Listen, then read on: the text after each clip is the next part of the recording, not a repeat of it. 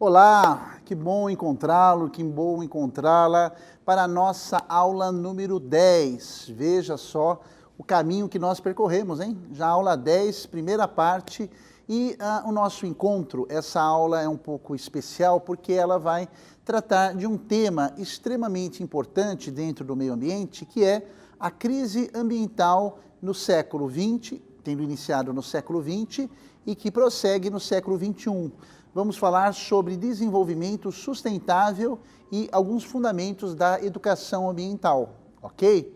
Nós já tivemos a oportunidade de tratar de outros temas que envolvia a cultura afro-brasileira e agora, dentro da nossa proposta, que é um estudo ético mais amplo, vamos falar um pouquinho sobre a terra, né? O ethos, como eu já disse anteriormente, em que nós vivemos, ok? Vamos lá? Está preparado? Vamos lá.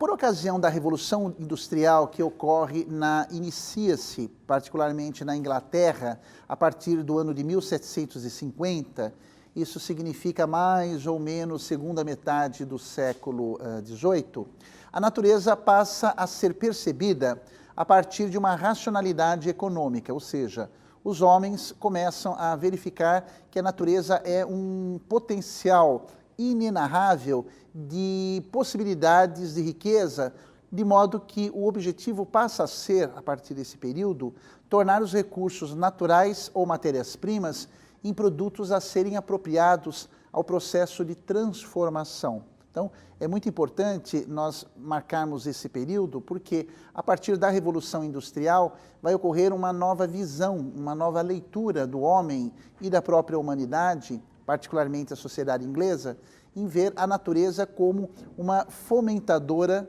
de recursos naturais para serem industrializados, né?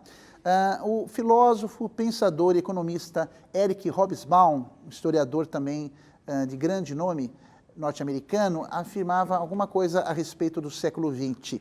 Se você me permite, eu vou citá-lo na íntegra. Vivemos meio século de um crescimento exponencial da população global e os impactos da tecnologia e do crescimento econômico no ambiente planetário estão colocando em risco o futuro da humanidade, assim como ela existe hoje. Vai dizer Eric, este é o desafio central que enfrentamos no século XXI. Vamos ter que abandonar a velha crença imposta, não apenas pelos capitalistas, em um futuro de crescimento econômico ilimitado na base da exaustão dos recursos do planeta. Perceba você que esse é o espírito da nossa aula, né? Aula 10. Procurar obter o máximo de riqueza a partir do extrativismo, a partir da exploração da natureza. Isso será meio ambiente? O trecho da declaração da Conferência da ONU sobre o Meio Ambiente, lá em Estocolmo, no ano de 1972, no parágrafo 6, já nos alertava, prezado aluno, prezada aluna, a respeito dos cuidados que o planeta precisava ser tomado. Chegamos a um ponto na história em que devemos moldar nossas ações, 1972, em todo o mundo, com maior atenção para as consequências ambientais. Através da ignorância ou da indiferença, podemos causar danos maciços e irreversíveis ao meio ambiente, da qual nossa vida e bem-estar dependem. Por outro lado, vai dizer o documento, através do maior conhecimento e das ações mais sábias, poderemos conquistar uma vida melhor para nós e para a nossa posteridade, como um meio ambiente também em sintonia com as necessidades e com as esperanças humanas. Defender e melhorar o meio ambiente para as atuais e futuras gerações se tornou uma meta fundamental para a humanidade. Você tem, nessa Conferência da ONU, 1972, o registro formal, universal, de um dos primeiros documentos que já procuravam alertar sobre a gravidade e a necessidade pungente de se valorizar e de se respeitar o meio em que nós vivemos, 1972. Há um filme muito interessante que nós recomendamos a você nessa aula, inclusive faz parte aqui do nosso registro, chamado Mudanças do Clima, Mudanças de Vida. É do Greenpeace, produzido pelo Greenpeace do Brasil. É uma produção de 51 minutos que você vai localizar aí na tela do seu computador através da extensão do YouTube. É um filme muito interessante, nós recomendamos aí que você assista na íntegra. Também, ainda falando sobre meio ambiente, há uma obra muito interessante que é a edição brasileira do 3º relatório anual Estado do Mundo, que é publicado pelo World Watch Institute, que desde 1984 cobre alguns fatos e relatórios divulgados entre dezembro de 2011 a novembro de 2012, extremamente recente, que afetam a qualidade ambiental e o bem-estar social no mundo. Nós selecionamos dessa obra, a capa você vai poder ver no material de apoio, alguns pontos muito interessantes. Vamos lá? O estado do mundo, o clima. Estudos mostram que as emissões globais de dióxido de carbono, exatamente isso, pegar o carro e sair por aí, cresceram 5,9% em 2010, a maior percentagem desde 2003. Então, nós quando vemos principalmente grandes centros urbanos menores, com congestionamentos, né, e muitas vezes com o motor ligado, né, quanto de CO2 isso não é divulgado, né? Não é propagado, né? Falamos que o clima está cada vez mais quente, mas por outro lado nós esquentamos, né? Principalmente em cidades em que você não tem tantas áreas verdes, né? O solo é todo pavimentado, então os raios solares batem e sobem, dando aquela sensação de estarmos e estamos literalmente num forno. Então, uma das preocupações climáticas fundamentais é em relação aos poluentes que constituem e que influenciam o nosso clima, né? Diálogos de Durban sobre mudanças climáticas globais culminam em um tratado exigindo que todos os países cortem as suas emissões de carbono até 2020. Vamos ver se esse propósito vai ser cumprido. Falando ainda um pouquinho sobre clima, quer uma informação? Vamos lá. O estudo conclui que 100 milhões de pessoas vão morrer e que o PIB global cairá em 3,2% até 2030. Parece longe? Passa voando, a menos que as mudanças climáticas sejam enfrentadas. Eu vou repetir a informação, depois você pode lê-la no material de apoio. Até o ano de 2030, está muito próximo, 100 milhões de pessoas vão morrer por problemas causados na alteração climática do mundo. E o PIB global do mundo todo vai cair em 3,2%. Né? Se fosse apenas a questão econômica, tudo bem, né? O que assusta é esse número, 100 milhões de pessoas. As concentrações atmosféricas, prezado aluno, prezada aluna, dos 3 principais gases do efeito estufa são o dióxido de carbono, que comentamos há pouco, o metano e o óxido nitroso. Pois bem, esses 3 componentes atingiram níveis recordes em 2011, muito recente, de acordo com a OMS, com a Organização Mundial da Saúde e também a Organização Meteorológica Mundial. Quer dizer, esses 3 gases já alcançaram níveis máximos de concentração. Outro exemplo de poluição no meio ambiente do estado do mundo. A quantidade de plásticos no Oceano Pacífico, pegue o mapa, verifique onde está lá o Oceano Pacífico, né, Atlântico, Índico e Pacífico, aumentou exponencialmente nas décadas passadas. O que são essas quantidades de plásticos no Oceano Pacífico? É exatamente isso.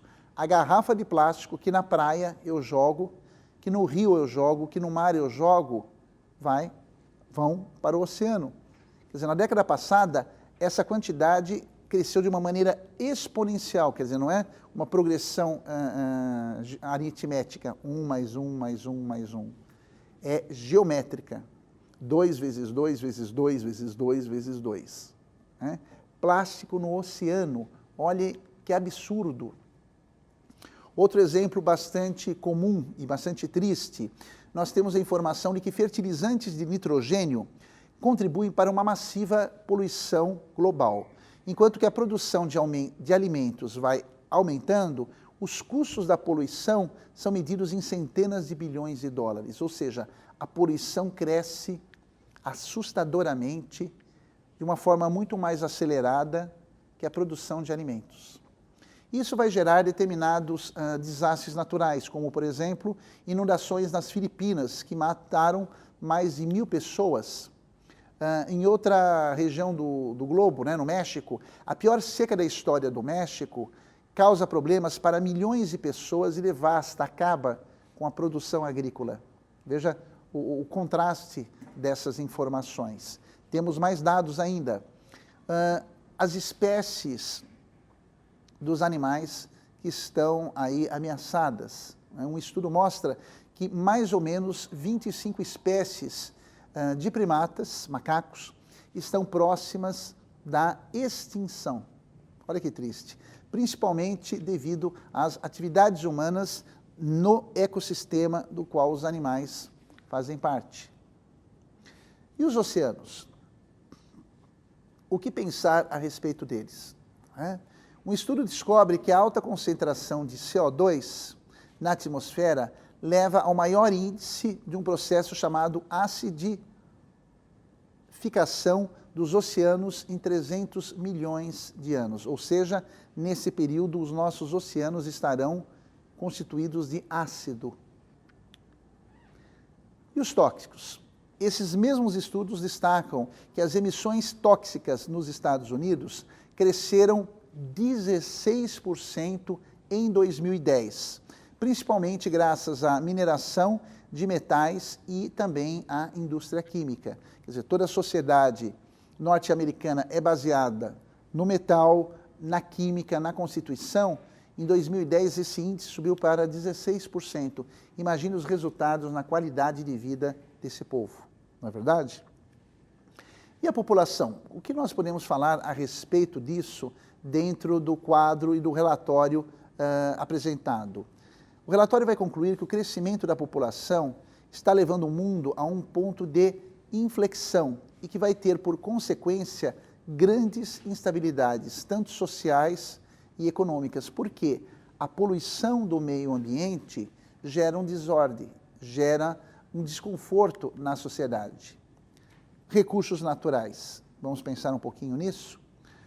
2 planetas, né, do tamanho da Terra serão necessários até 2030 para sustentar a sociedade humana. Então imagine 2 vezes a Terra no período de 2030 que vão ser necessários para recuperar o planeta Terra e sustentá-la, de acordo com o Living Planet Report. Quer dizer, eu preciso de um outro planeta para cuidar do mesmo.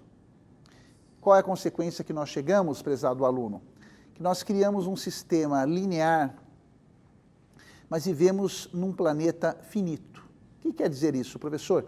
Criamos um sistema linear, mas vivemos em um planeta finito. Significa que nós nos comportamos de uma maneira sem mudanças, de uma maneira linear, achando que os recursos que existem na natureza e no meio ambiente nunca vão acabar, que eu não preciso fazer nada, basta usufruir, usufruir, usufruir, que automática ou de uma maneira mágica as coisas vão surgir, o ar vai se limpar, a água vai se purificar, os alimentos não terão agrotóxicos, só que estamos profundamente enganados, né? Educação ambiental significa você também não deixar de poluir, mas principalmente você promover a vida. Nós do Unítalo queremos indicar para você, a efeito de ilustração, mais uma produção cinematográfica muito interessante, um documentário do ano de 2006, ele está legendado em português, chamado The Inconvenient Truth, ou seja, uma verdade inconveniente, né? Do ex-vice-presidente Al Gore, e que se transformou aí num marco na história da educação ambiental. Vale a pena você identificar isso nas suas anotações e particularmente no material que você tem, ok? A seguir, nós queremos apresentar para você algumas das principais conferências e movimentos e iniciativas que têm ocorrido em caráter internacional, né, ao redor do mundo. E a primeira delas, como eu já havia falado anteriormente, foi a Conferência das Nações Unidas sobre o Meio Ambiente, que aconteceu em 1972, lá em Estocolmo, né, no período de 5 a 15 de junho. Né? E você vai poder acompanhar que essa conferência procurou abordar, no material de pesquisa que você tem, temas referentes ao ambiente humano, no que tange a critérios e princípios para preservar e melhorar esse mesmo meio ambiente. Então, já na década de 70, mais ou menos aí há 40 anos atrás, os países já tinham essa noção de que precisávamos fazer alguma coisa em busca de uma melhoria, de uma qualidade de vida para o planeta. Né? E esse documento surge como uma expressão do que era importante fazer na época. Pouco foi feito. Nós prosseguimos na história, e aí a conversa agora é no Rio de Janeiro. E o ano é 1992, com a Conferência das Nações Unidas sobre o Meio Ambiente e o desenvolvimento dos documentos pertinentes para essa melhoria. Isso ocorreu entre os dias 3 e 14 de junho, na cidade do Rio de Janeiro, em 1992. Um evento que ficou conhecido mundialmente como a Eco 92 ou a Rio 92, fez um balanço, aluna, tanto dos problemas existentes, como também, temos que ser justos, né, dos progressos realizados, e elaborou documentos importantes que continuam sendo, até hoje, referência para discussões ambientais, inclusive no meio acadêmico, inclusive em outras instituições políticas, econômicas e até mesmo religiosas. É isso mesmo. Diferente da Conferência de Estocolmo, a Eco 92 teve um caráter especial em razão da presença maciça de inúmeros chefes de Estado, talvez aí um sinal da preocupação deles para com o meio ambiente, demonstrando assim a importância da questão ambiental no início dos anos 90. Além da Eco 92, nós tivemos também a Agenda 21. A ONU realiza em 1992 a conferência, né, sobre o meio ambiente, e também ficou conhecida como a Rio 92, né, a Conferência das Nações Unidas sobre o Meio Ambiente e o Desenvolvimento, a CNUMAD. A CNUMAD, também conhecida como Rio 92, é uma referência à cidade, né, do Rio de Janeiro que sediou essa magnitude, né, e que também é conhecida, né, como Cúpula da Terra, por ter mediado acordos entre os chefes de Estado que estavam lá presentes. Foi um evento extremamente memorável. Você quer alguns dados? Vou te passar. 179 países participantes da Rio 92 acordaram e assinaram a Agenda 21 Global, um programa de reação e de ação e de iniciativas baseado num documento de 40 capítulos que constitui a mais abrangente tentativa já realizada de promover, em escala planetária, um novo padrão de desenvolvimento. Né? Esse padrão passa a se chamar desenvolvimento sustentável. É uma expressão que você, aluno, aluna do UniItro, já deve ter lido ou ouvido em conversas, né?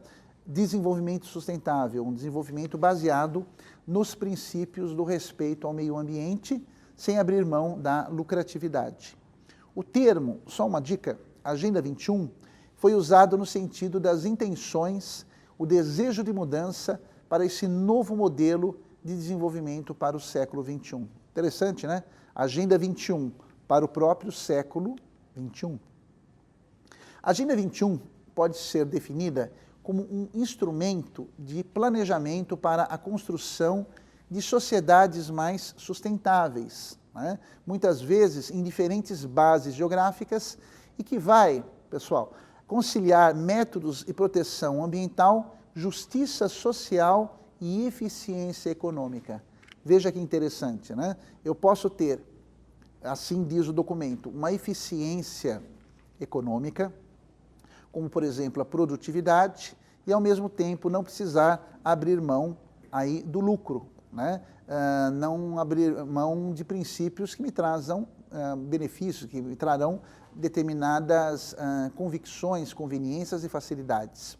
Nessa Agenda 21, cada país vai desenvolver de acordo com seus critérios. E no Brasil, as discussões estão sendo coordenadas pela Comissão de Políticas do Desenvolvimento Sustentável e da Agência 21 Nacional. Interessante. Cada país vai procurar desenvolver, dentro dessa perspectiva, as discussões que vão ser depois levadas e reunidas para o Brasil no propósito de uma resposta em comum. Eu quero lhe dar, ao fecharmos essa primeira parte da nossa conversa, da aula 10, 2 documentos que vale a pena você consultar. Eles são extremamente importantes. O documento Agenda 21 e a Conferência das Nações Unidas sobre o Meio Ambiente e Desenvolvimento, você vai encontrar no nosso material de apoio, www.mma.gov.br. Lá você vai ter várias informações sobre o resumo do que é a Agenda 21. Quer outra dica? Vamos lá? O documento na íntegra você vai localizar no site que nós disponibilizamos aqui no ambiente virtual para você, ok? Nós falaremos no próximo encontro sobre a Agenda 21 brasileira, especificamente, e para encerrar eu quero indicar para você um vídeo muito legal, muito interessante, que é do Ministério do Meio Ambiente, é o programa Agenda 21, né? É uma produção de 22 minutos, muito bem montada, que você vai localizar pelo YouTube dentro do link que nós aí disponibilizamos, ok? Então, só para fechar esse primeiro momento da aula 10, o que nós verificamos? Que desenvolvimento sustentável é não apenas o cuidado com o meio ambiente, mas é a busca de propostas, de construção de programas que visam fazer com que os países continuem produzindo, mas de uma maneira responsável, de uma maneira sustentável, de uma maneira que a própria natureza seja capaz de respirar, de se reestruturar e de continuar produzindo frutos, flores e felicidade. Tá bom? Nós vamos fazer uma pequena pausa para você tomar uma água, dar uma descansada e depois nós retomamos. Tchau, tchau. Aguardo você.